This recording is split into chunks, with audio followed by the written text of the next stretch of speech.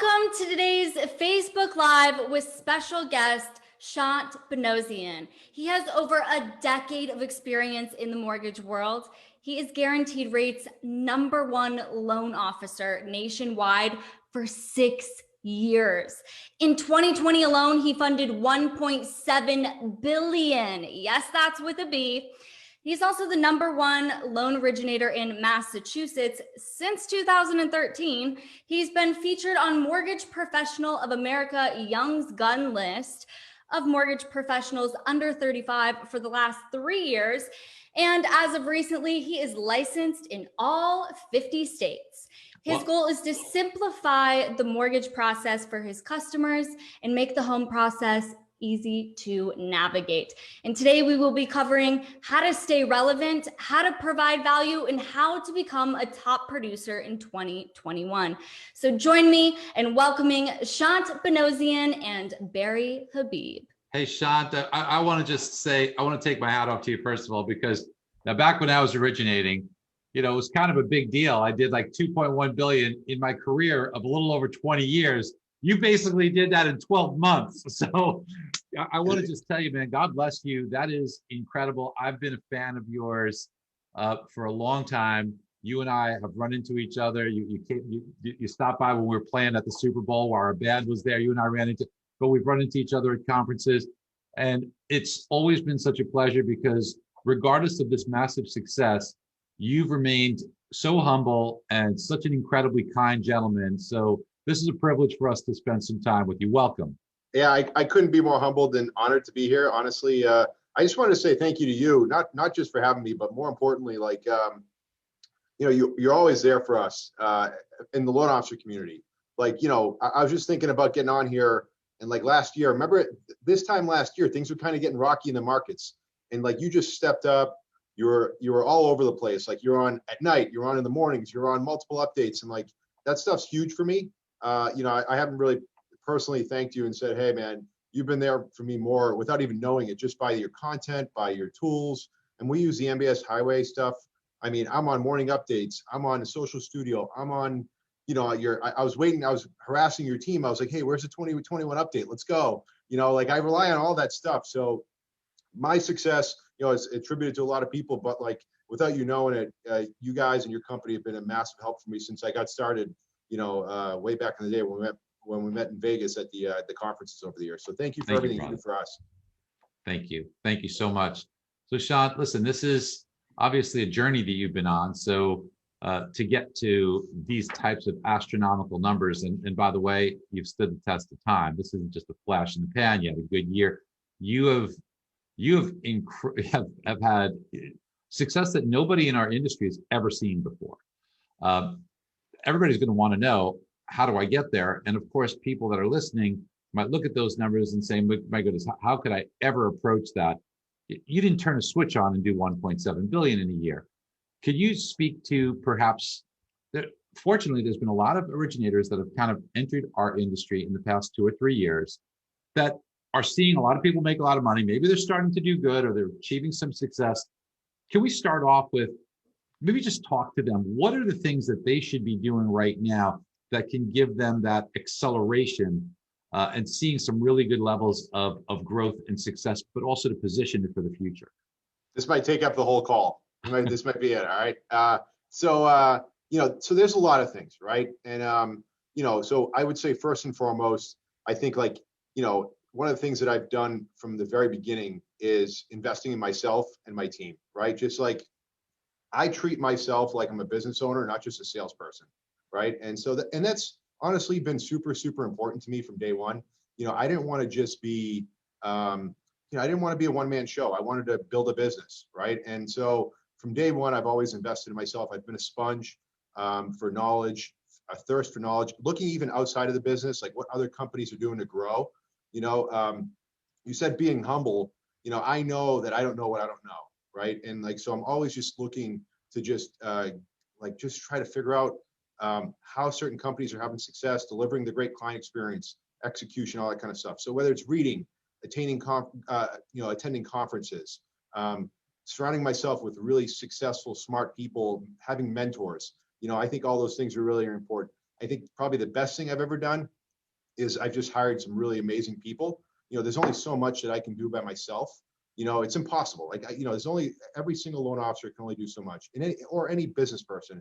And I've made a lot of really, really key hires. I think we've done a really good job implementing systems and processes and training. I think where some loan officers don't look at it like that, they're just very transactional.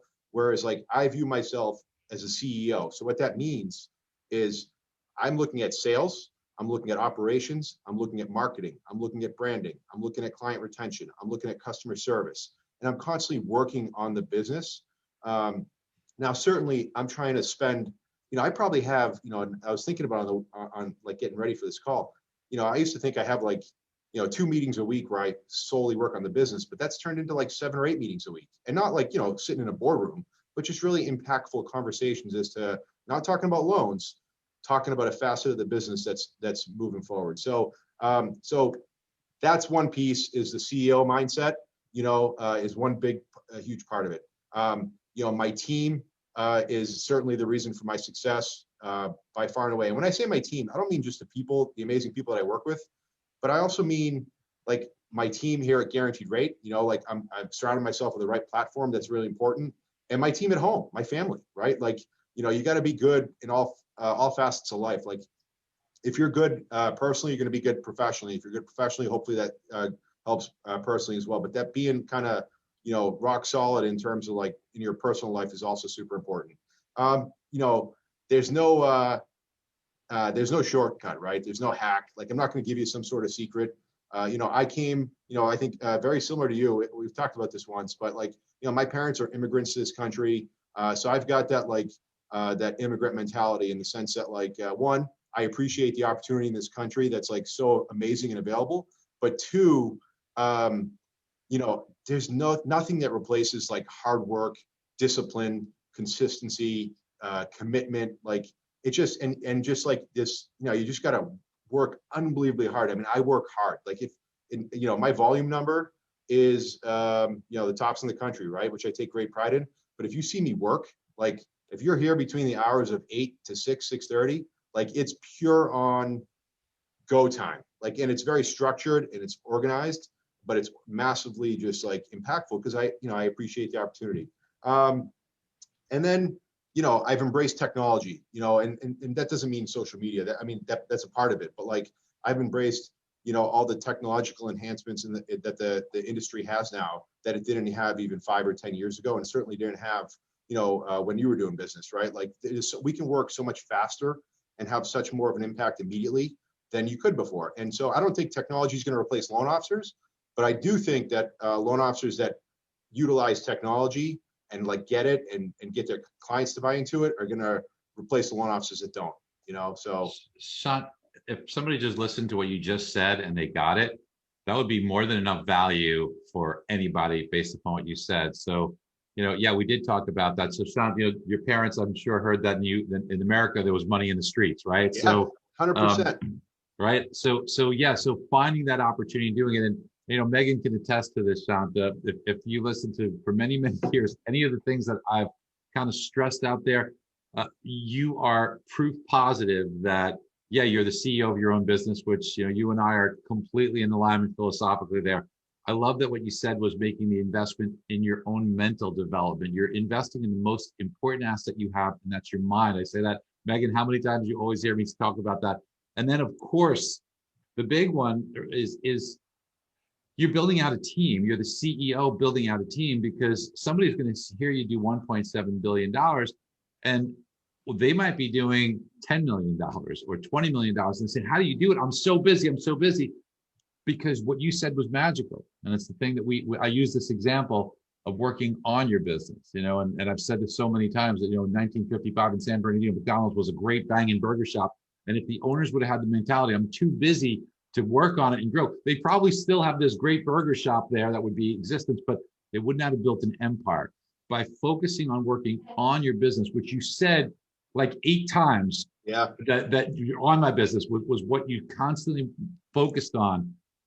What they were able to do is build an empire, and what you have done is built an absolute empire. And if anybody wants to take a cue on this, if you're too busy, are you too busy to create wealth? Because what you have to do, if you're so busy, that means you're bringing revenue in, right? Yeah. Reinvest the revenue just like the top professional mortgage person in our industry does. Yeah, like I have a vision. I communicate my vision to my team. We have a quarterly plan. We have a yearly plan. We have a 5-year plan, right? In terms of, we know our numbers. We are accountable to our numbers. Like crazy. Like not just, hey, here's how many loans I locked and here's how much we funded. I'm talking like we're monitoring and tracking everything. I did forget one really important thing, and I'm kind of embarrassed, but the most important, like one of the most important things is just like the people that you work with, right? Not just your team, but your referral partners, especially in our business. I'm very fortunate. I have amazing realtors, financial advisors, the attorneys, the people that, and our clients, right? So it's really important. I think, I wish I knew this earlier, but to find and work with like-minded people that you trust, that you respect, and that also trust and respect you, because there's only so much you can do. This is a grind. We're working harder than ever, right? And I don't feel like I'm grinding, because I feel like I'm in a constant state of, I'm just flowing, right? Because I generally like the people that I work for. I work hard for. It makes me, I always say, don't be an a-hole to people, right? Like people want to work harder for people that they love, right? And they like. And so I work really hard for my clients and my referral partners because I generally like them. People that are mean and rude to me, not interested, right? Like having just really important strategic partners that become your friends and your family, I think is also super important. So we're blessed with that as well. I have a question for you. You talked about how you wish that you would have known that earlier, working with people that are in sync with you and that you're there to work for and help out. How did you kind of grow to learn that process, and how do you go about kind of deciphering who you're going to work with now?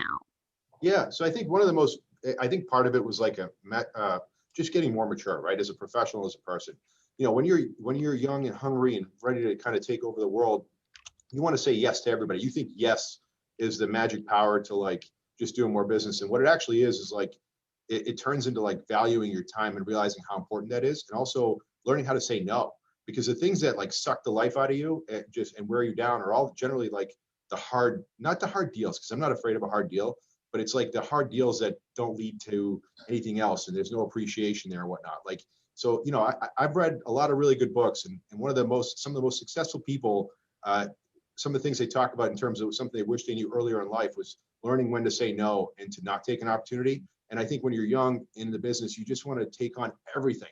And in those deals, you don't know any better, right? And so I think that was a life lesson for me that is I wish I knew 10 years ago. But part of it is you have to kind of go through it to really appreciate it. So I don't know that, like, you can't just start saying no to everybody right off the bat, right? You gotta so I don't know if it's something that you could implement without having gotten burned and just kind of learning through trials and tribulations, if that makes sense.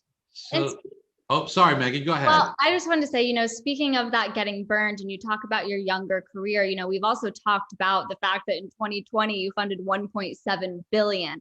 Yeah. I think it's really important and inspiring for people to kind of understand you didn't start off doing these numbers. This was a progress. This was learning all about this. And you've talked about, what you've done to kind of get to where you're achieving now. But can you just paint a picture for everybody about kind of where you started off in the business to where you are now? That's the fun part. So I was in the business. Barry, you probably remember Champion Mortgage back in the day in Jersey, right? So I got into the business in a call center working for Champion back in the day. I didn't, that was, and so that didn't last very long. Unfortunately, they went out of business and the subprime kind of collapsed. So in 2008, I committed to becoming a retail loan officer. So I've only really been doing this part of the job, whereas like, the realtor partners and jumbo and conforming lending, being a retail loan officer, really since 2008. So I had zero relationships back then. So it was a mass. I mean, that's when we were grinding. I mean, I didn't even know if we were going to be in business or if there was going to be an industry. It felt like every single day something was closing up. It was getting harder and harder, but it turned to be a blessing because I was getting in when everybody else was running out. And like, I'd tell people that like I was a loan officer. They'd be like, you should really kind of do something else. Like I remember being at a funeral one time.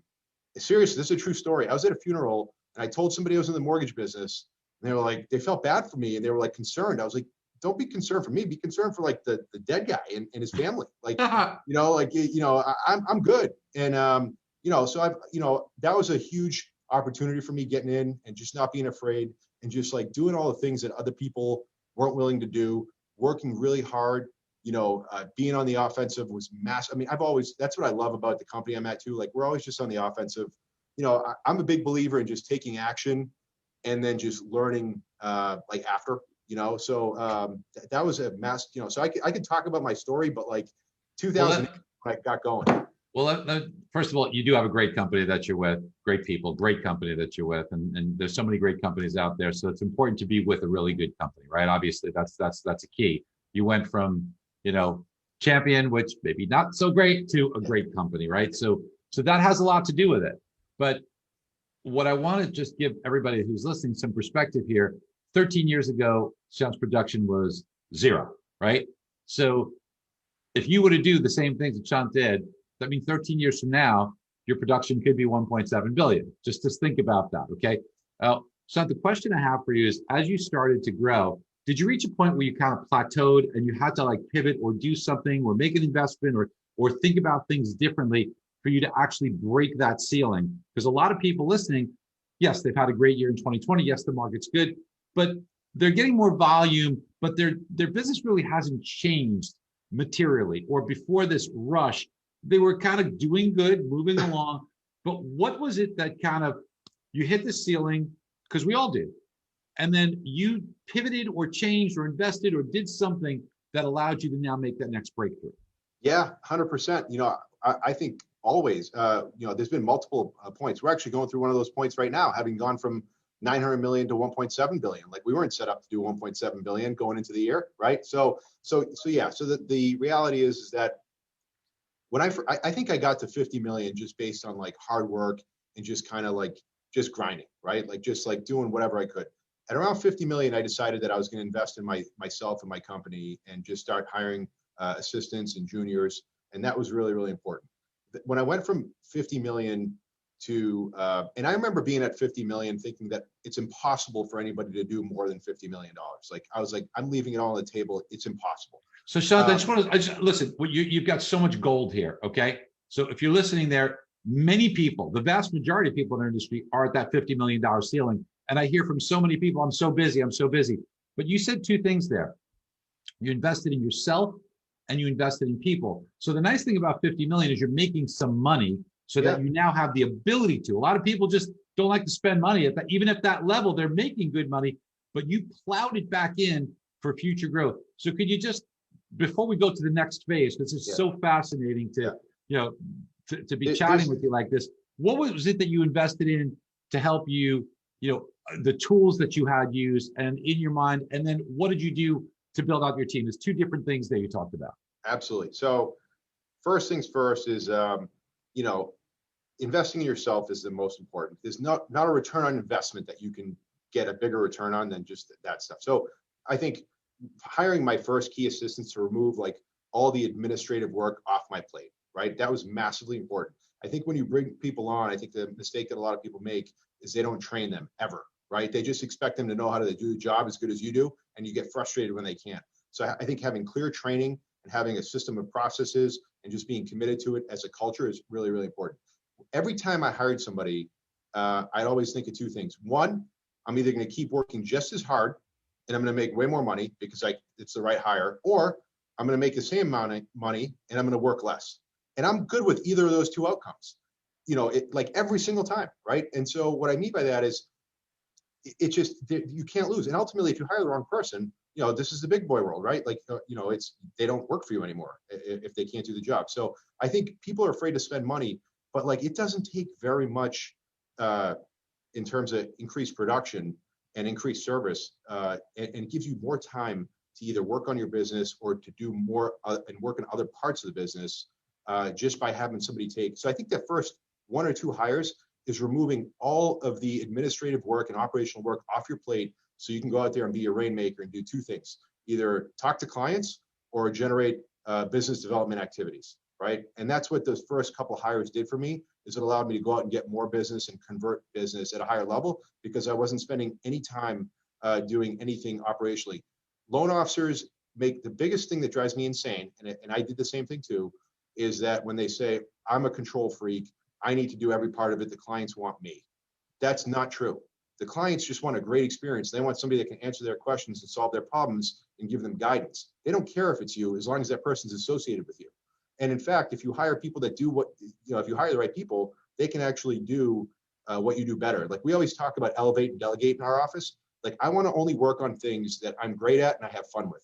If I'm not great at it or I'm not having fun with it, that means I can hire somebody that actually likes to do that and is going to do a better job than I am. So those first two hires should always be, in my opinion, I don't know. And then what about the tools for your personal development? What are things that you were doing for personal development? So look, I mean, the biggest thing that I've done from personal development is just read, right? Like, and I know that sounds so simple. I attend seminars. That's how I met you. I mean, I know this is going to sound like simple, and I wish I had never had to say, but just surrounding yourself with people that have done it or giving you advice how to do it. So either attend seminars or read constantly is just like super important. Otherwise, you get stale. Like you were talking about McDonald's. I watched that movie and read that book. I've read some and probably one of the best books I've ever read in terms of just like figuring out my mortgage side of things. I read a book about Amazon, same deal. The Shoe Dog for Nike. Like these are all books that have helped me improve my business immediately that have nothing to do with mortgages. And Shant, when it comes to doing those things, what we hear so often is I'm too busy. I'm too busy to read. Like even on our morning update that we have right now, we're so blessed. We have tens of thousands of mortgage professionals that are on that. But while the majority watch the update, there's still over 10,000 people that are on our service each day that don't take advantage of that morning update. You're as busy as it gets. I watch it every day. You told me you watch it every morning. Yeah, every single day. It's part of my routine. My assistant even knows. I was like, don't ever delete that email. It's important to me. I got to see it, and it's part of my routine. It's 4 minutes. Like if something's important to you, and you're serious about your career and your success, you're going to make time for it. Look, I recommitted to a lot. You have time for anything you want to have time for. It's the no time thing. I have 3 kids. They're 8, 5, and 2. My wife works and she's really successful in her own career. And like I make time for everything that's important to me personally and professionally. If it's not important, I don't make time for it. So by not making time for the things that are going to improve your business, it's not taking the priority that you think it is or you're saying that it is. Tell us for that next step now. You hired an assistant and maybe another hire. You break that $50 million ceiling. Take us from going to 50 million to now really serious producer that does 100 million or more. Yeah. So what happened was, because I was able to remove myself administratively, I was able to go out and like spend time either talking to more clients, which led to more loans, or I was able to go out and network, right? Even more. So now all of a sudden the phone's ringing, emails are coming in, and more business is happening. So I almost went from 50 million to 120 and 180 million just in like 2 years. Like it happened because I was spending my time in the right places. And so then what happened is I started getting sucked back in to the process, right? Like we had to make a pivot, and we hit a ceiling and we came back a little bit.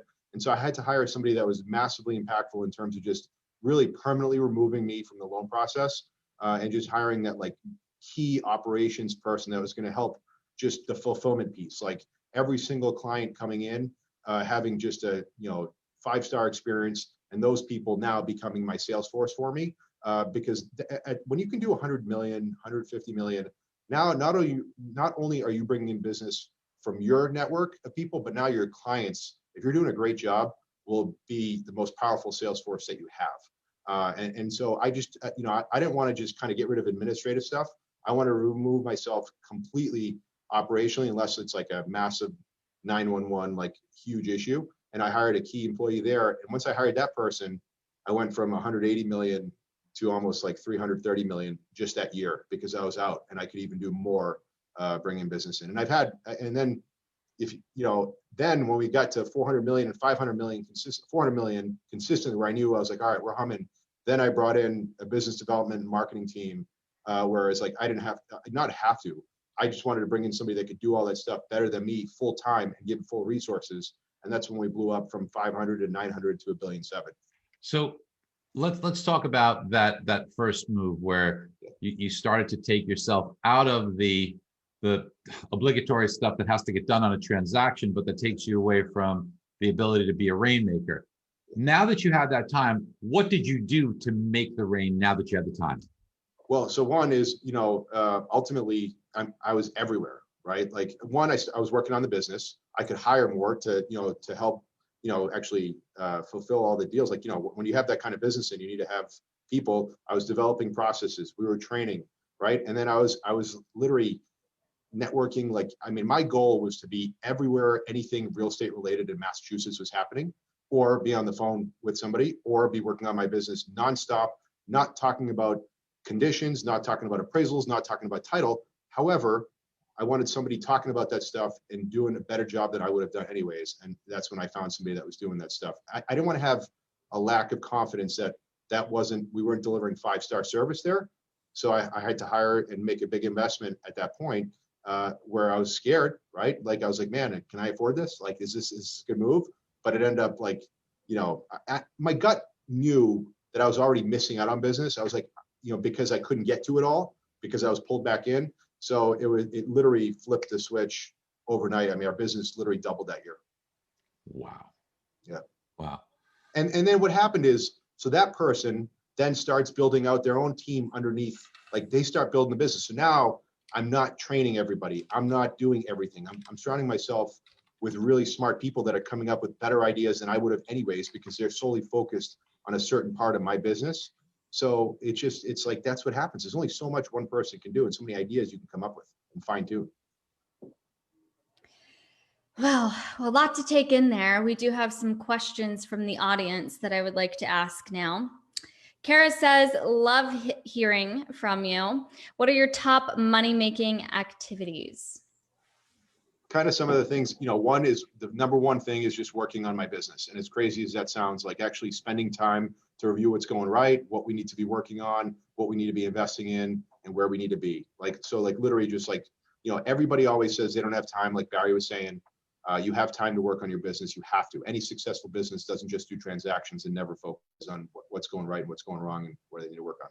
Secondly is, the highest, revenue and highest activity generating stuff is either building new relationships, fostering your existing relationships, and talking to your clients about new business.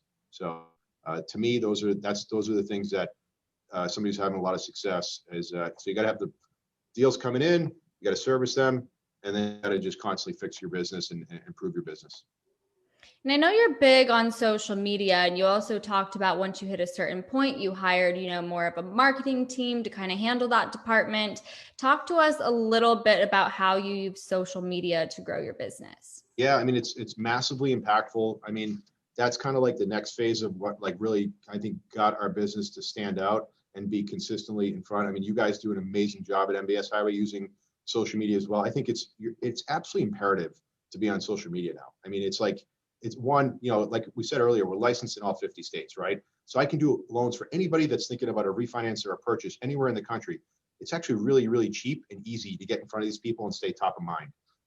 Otherwise, it's so cheap. I mean, if you look at like what it costs to spend money on the radio and TV and mailers and all that stuff, then you look at what social media, it's like peanuts. It's like, it's almost free, right?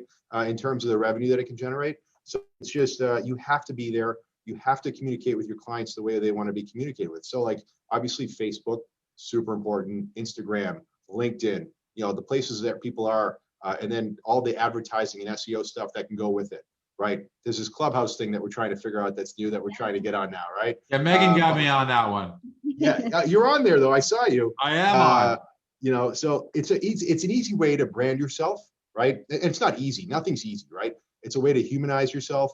It's a way to get your personality, your professionalism across, and it's a great way to add value. I mean, my team has done a great job in terms of helping us just put out really great informational content, educational content, important content.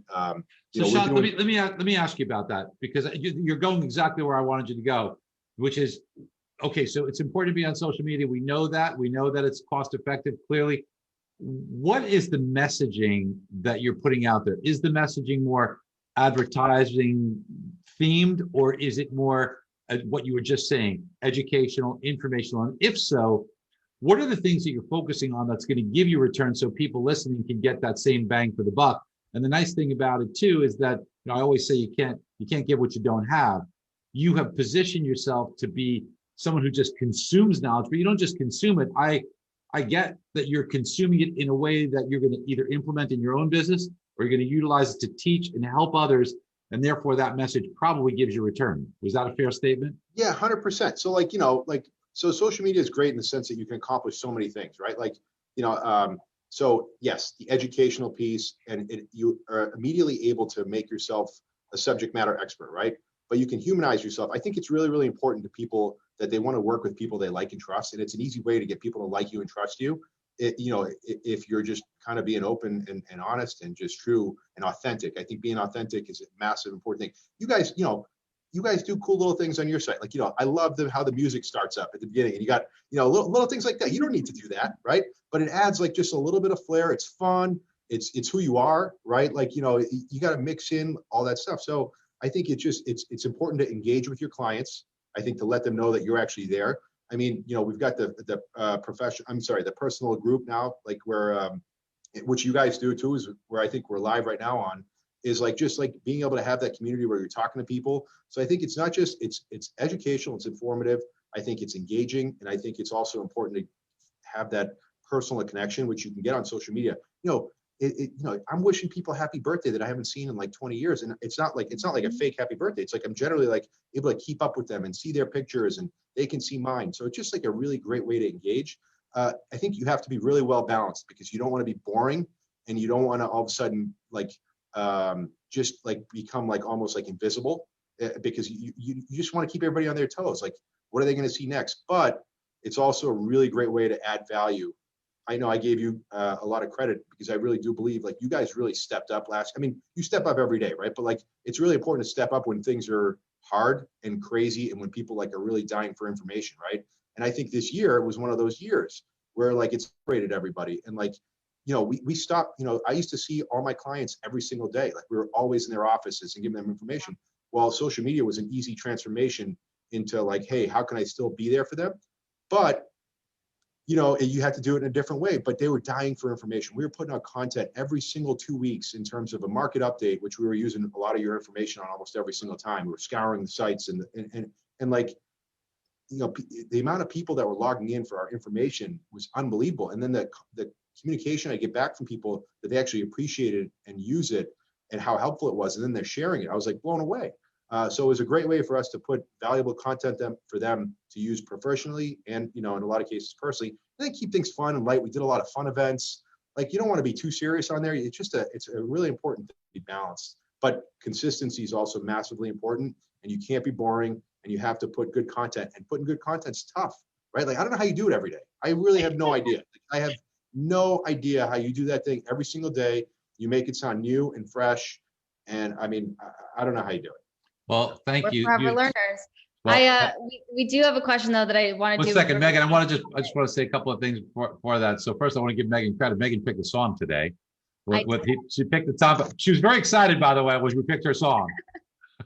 I'm always wondering what you're going to come with.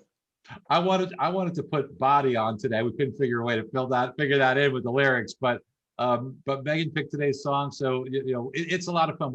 Sometimes it takes us 15 minutes to get a song. I can't even imagine.